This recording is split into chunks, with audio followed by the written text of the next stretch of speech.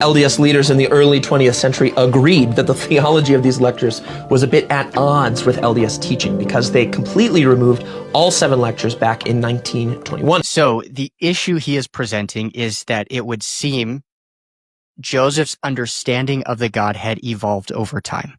From the first vision to the King Follett Discourse, we know from Doctrine and Covenants 130:22, the Father has a body of flesh and bones as tangible as man's, the Son also.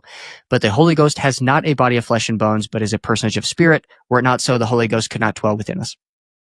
And so there seems to be a stark contrast. So his whole premise here is twofold. First one is God is the same yesterday, today, and forever. Premise 2, the doctrine of our church has changed over time. And so the conclusion he derives from that is that God is either changeable or the prophets are not receiving revelation. Therefore, Joseph wasn't a prophet. Therefore, the church isn't the church of Jesus Christ. God is unchangeable. That's just fine.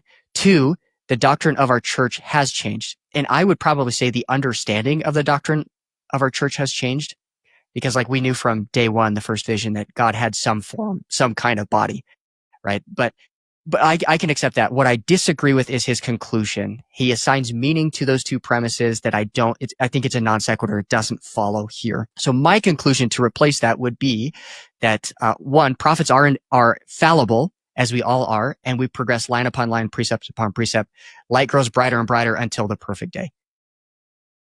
Understanding is refined and evolved over time. So I went through and did a little research on when were the earliest teachings that we can see he started to teach that God the Father had a tangible body. And the first, I guess I would say the first hint of that actually comes before 1835.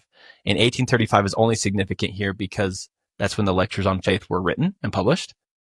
In 1832, same two guys, Joseph Smith and Sidney Rigdon, were doing what we now call the Joseph Smith translation of the Bible. In John 4:23, it originally says this: God is a spirit, and they that worship him must worship him in spirit and truth.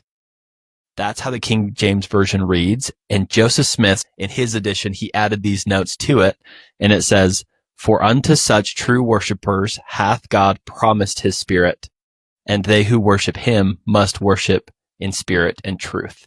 So there was something happening in 1832 where Joseph was starting to see, okay, he's not just a personage of spirit. And then, of course, we know that by 1843, where he teaches very clearly what's now in the Doctrine and Covenants, section 130,